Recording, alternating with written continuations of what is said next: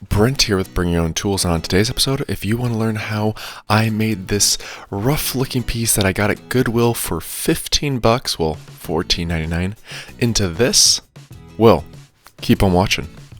Let's get started.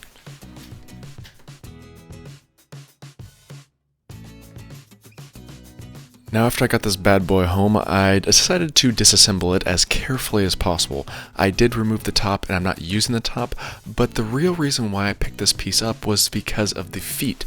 Yes, the feet, because the feet are actually well-made brass fittings that were just a very unique style, and I loved the product, so I knew inevitably I could clean them up. As you can see, there's a lot of dirt and grime, wear and tear on these bad boys, but with a little love and attention, these will be looking as good as new.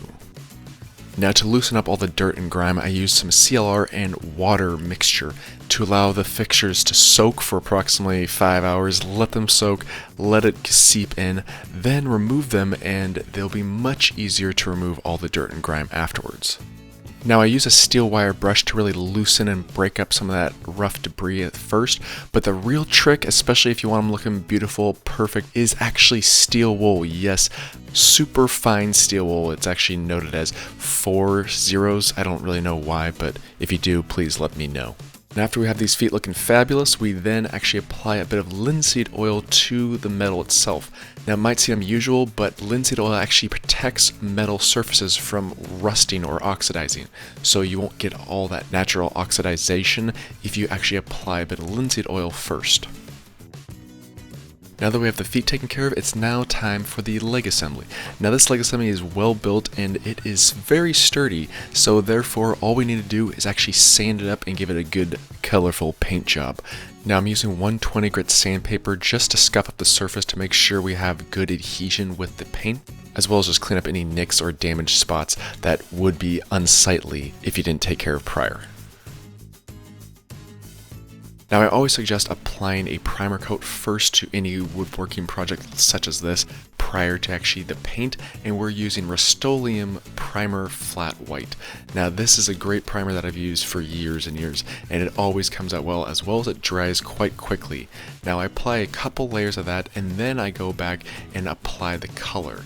Now I'm using Montana Gold spray paint, which is my absolute favorite spray paint I've ever used in my entire life. They have an insane amount of finish and colors out there to choose from, and this color I felt would really complement the feet as well as the top. Now I apply 2 even coats on the entire surface, and then I apply a couple coats of clear coat just to protect the finish over time. Now go ahead and just set this aside, let it dry thoroughly, and tackle the top, because the top is going to be the main portion of this entire project, because it all started with this piece of wood that is a bit roughed up and needed some love. Now I scrape off all the loose bark as well as sand off the edges just to clean it up a bit, and the fact that I'll be submerging this into epoxy, I want to ensure the fact that we don't have any loose debris or particles left in the epoxy after we pour. Now our tabletop is going to be approximately 22 inches in diameter, which is why I'm cutting 24-inch square melamine panels. Now I tried cutting a perfect circle in a number of different ways, but I won't bore you with the mistakes. I'll show you the correct way to do it. And the correct way is actually using a router jig for circles. Now I picked up this router jig at Rockler, and the key here was that I actually put a washer right there and actually glued it on. That way I know certain that it's not going to move, because that was the issue, is that it moved around as I was turning my router around, and therefore not making a perfect circle. It was all over the place. So therefore I put a washer there, I glued it on, and it stayed there permanently and cut a perfect circle afterwards. Now I'm using a 1/2 inch straight router bit in my plunge router, and in the end you get something like this, and look how perfect that is. Yeah. Now if you have your template taken care of, you can then place the boards any way you want. Now there's plenty of different ways you can actually go about using these boards, but I put it in the center, marked the oval line in which I need to cut, and then added a couple extra little side pieces to cut afterwards. Now one of these days I will pick up a vertical bandsaw, but I don't have one yet, so inevitably a jigsaw or a reciprocating saw will work just fine. Just make sure you sand a bit prior to inserting it into the template. Now there's a number of different products out there that you can apply to the board so the epoxy does not stick to it, but this by far is one of the best products I've used for this type of application. It's a self-adhering shelf liner that you actually normally apply to the bottom of cabinets so they don't mark them up, but in this case you can apply it to the board and it makes my life a lot easier. Now I do use a bit of tape on the edges just to make sure that the epoxy does not adhere to the sides of the particle board, because it definitely will do so. And after that, apply some silicone to the bottom edge and it's time to rock and roll. Now I wipe down each board on both sides with mineral spirits just to make sure that there's no dust and debris that's going to be left in the epoxy. I then apply a bit of hot glue on the bottom of each wood piece just to ensure that they're not going to be floating up to the top after I apply the epoxy. Now for this project we are using Total Boat epoxy resin. Now this is a great product that I've used in multiple videos and works perfectly for our type of application. Now we are also adding super pigment from Tap Plastics to this mixer. This is giving it the white film look that I wanted. Now the real and honest truth is that this pigment is very opaque. I put a very small amount in and it is almost solid white, meaning that you cannot see any depth of the wood grain as well as the live edge when I pour it.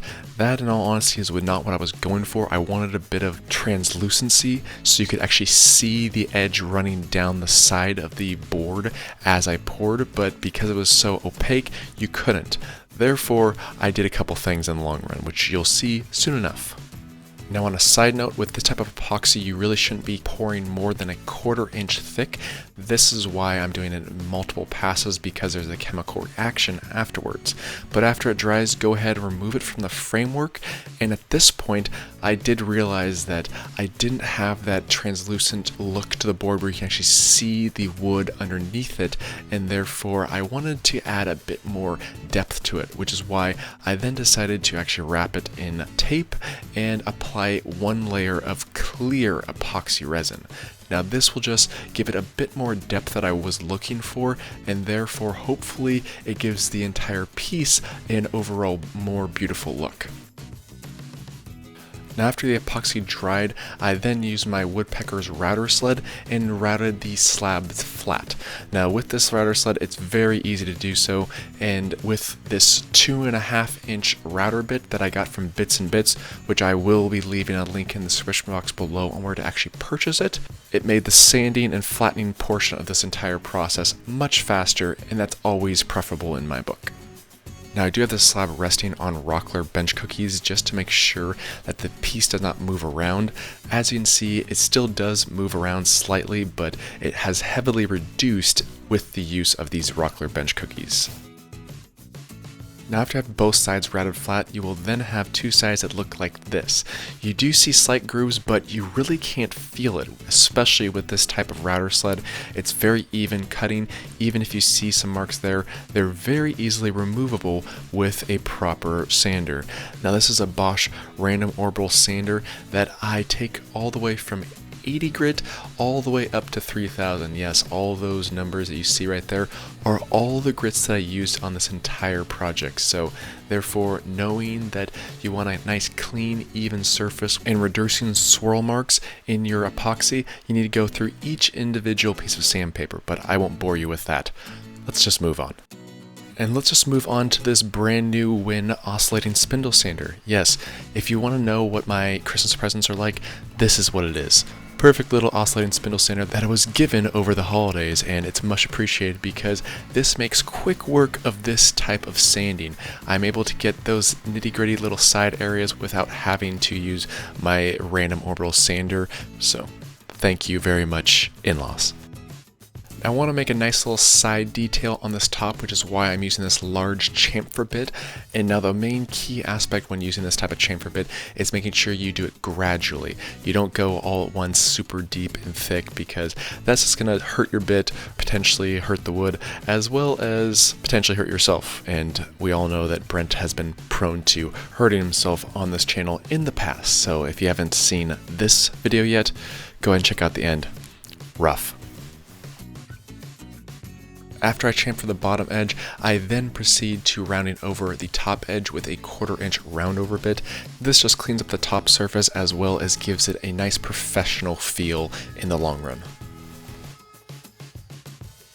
I then brace the board in position and then hand sand the edge as much as possible. Now, this will take longer, especially with the fact that it's a rounded surface and you can't really get this edge without using your hands, but the attention to detail at this point is very valuable, especially with making sure you have a nice, perfectly crisp edge. I then do a final cleanup sand, apply some mineral spirits to the top to make sure that all the dust and debris is removed, and now it's time for finish, and we're using Rubio Monocoat 2-part finish. Now this is a finish that I've used on a number of different projects, and this one specifically is great because it literally is one coat, as in monocoat, only once applied and you're good to go. So I mix up the A and B components together, apply the product to the bottom side first with a brush, and then let it seep into the wood as well as the epoxy for approximately 5 minutes. After I have it fully applied, I then go back with a clean lint-free cloth and wipe up any of the excess. Then I flip it over and work on the top side. I pour out as much as possibly needed, and then I actually use this hand buffer by Ryobi. Now this is a perfect little hand buffer, especially for this size of a project, and we first use an applicator pad for the excess prior to using the finishing pad. Now the application pad really just applies the product thoroughly over the entire surface. I let it sit for approximately 5 minutes, and then after that I attach a finishing pad to the Ryobi buffer and really shine up the entire surface. This will give it a nice crystal clear and beautiful finish for years to come. Go ahead and flip the top over, position the base where you want it, then make sure you pre-drill your holes and apply the fasteners. Just make sure they're not too long where they're actually going to go into the top. Then add the feet, and guess what? You're done.